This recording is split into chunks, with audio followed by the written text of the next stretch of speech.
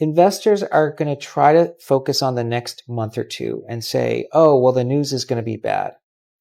But that's not how equity markets work. Equity markets are thinking about 6 to 12 months ahead. And the real question is, are the tariff negotiations going to lead to a roadmap where 2026 earnings could be better than expected? And I think that that's possible. And if that's possible, stocks have a lot of upsides. I think that if you're trying to look at stocks and decide to buy it every day based on the news coming out that day, you're making a big mistake. That would have kept you in cash since April 2nd.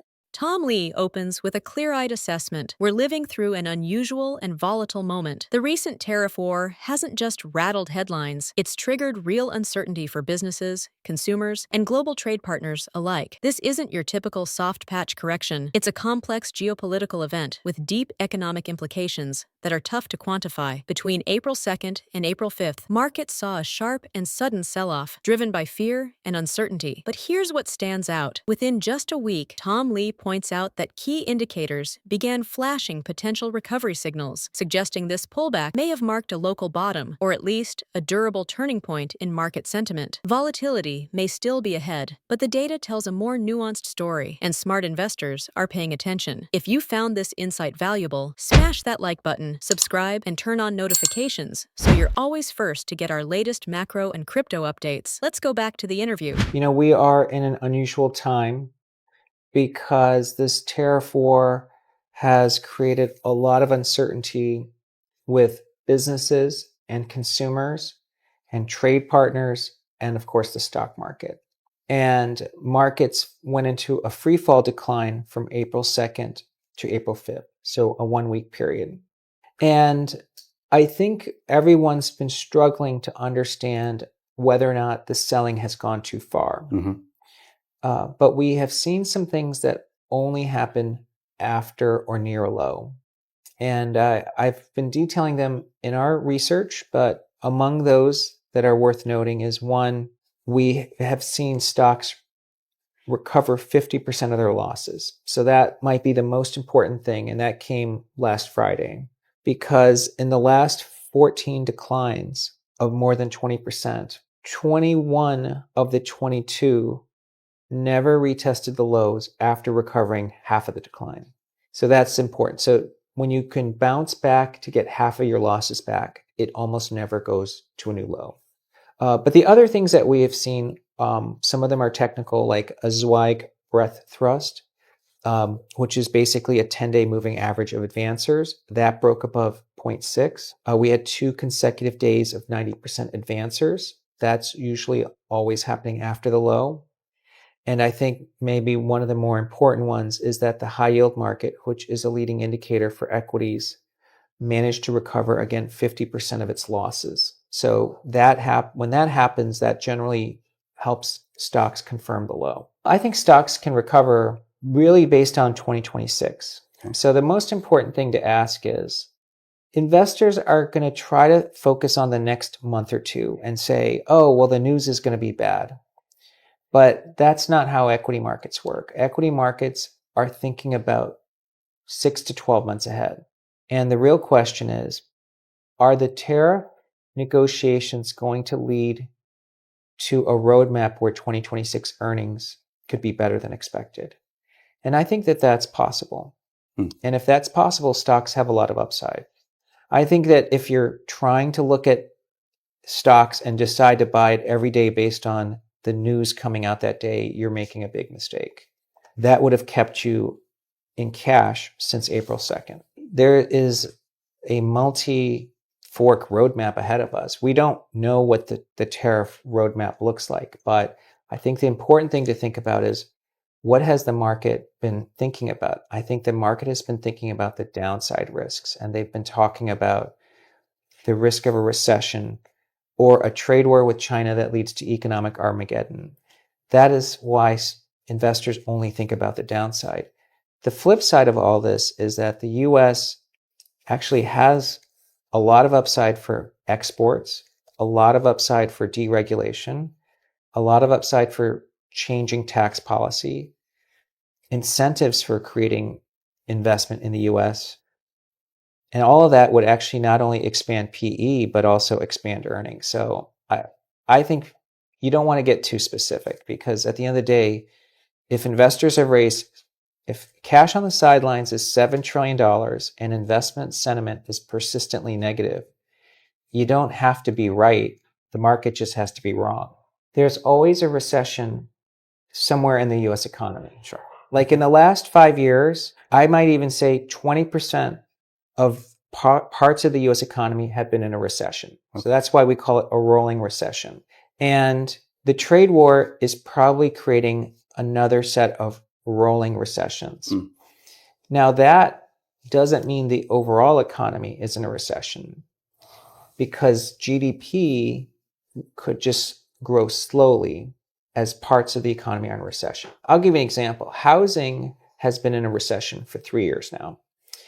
And since 1900, prior to this period, whenever housing was in a recession, the overall economy was in a recession. But we've had a housing recession for 3 years, and the US economy has been fine.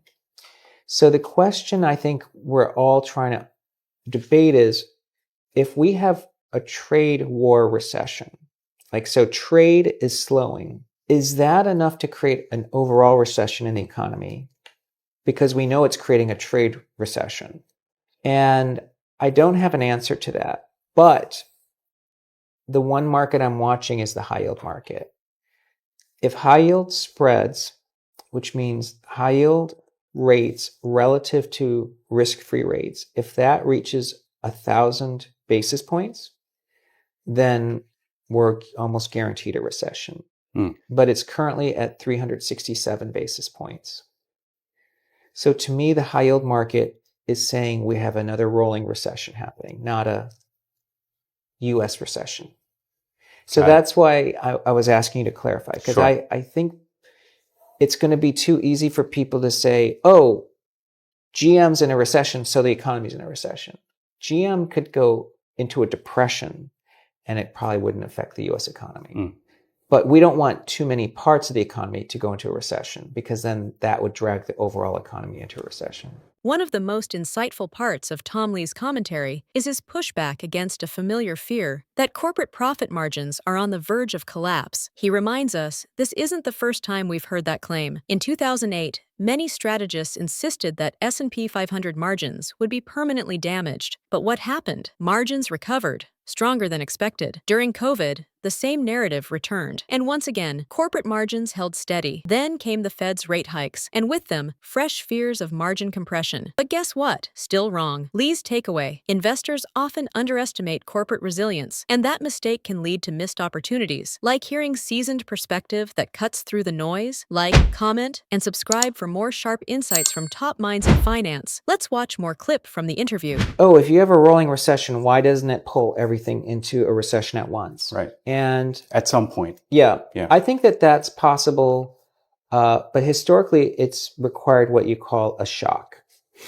So, for instance, if oil prices spike to $300 a barrel would cause oil to be 15% of US spending. That is a shock, because it's currently $50. But oil has to go up a lot. But in the past, that's caused a recession. The second type of recession is a financial system shock, like 2008. So if the financial system, the banks or credit, has a crisis, then that pulls all the sectors of the economy into a recession. Right. But if manufacturing's in a recession or housing, it doesn't create enough ripples. Just keep in mind that in 2023, when the regional banks got into trouble, many people predicted a depression, because they said, oh, the regional banks are going to be the firewall, and if they fail, all credit fails. But we had a regional bank crisis and the economy was fine. Again, anything is possible. Sure. So people can't say they know anything with certainty. Yeah. But in 2022, we had a series of rolling recessions that have continued. So for 3 years now. And in 2022, the S&P was down 27%, and earnings didn't recover until the second half of 2023. Investors at that time claimed the market was going to have more downside because of they thought the rolling recessions and the Fed tightening was going to lead to a bigger economic decline. We had argued strongly against that. We said that credit, the debt levels of consumers was too low to prevent a larger recession. Today, the same conditions are true. Businesses and consumers aren't highly levered. So there is risk of job loss coming, and that's why we could have a recession. But for someone to be so confident that we're going to have a recession, I think they're dead wrong. Sure. And by the way, that's what you're hearing. I think a lot of economists are declaring recessions. In my 30 years, I've never seen an economist get the recession right. So the fact that many are claiming there's a recession probably tells me the odds are very low of a recession. Got it. We usually go into a recession and economists deny it, and we're already in a recession. Yeah. That's what happened in 2008. I think people overgeneralize, and people oversimplify the nature of margins. Okay. I can tell you definitively in 2008, I saw economists and strategists after strategists declare S&P margins after 2008 would permanently decline. And when I was at JP Morgan, we forcefully argued that margins would continue to expand because productivity and automation allow smart businesses to radically cut costs and re-engineer. And during COVID, we had many people chronically declare margins were going to fall because difficulty of unlocking supply chains.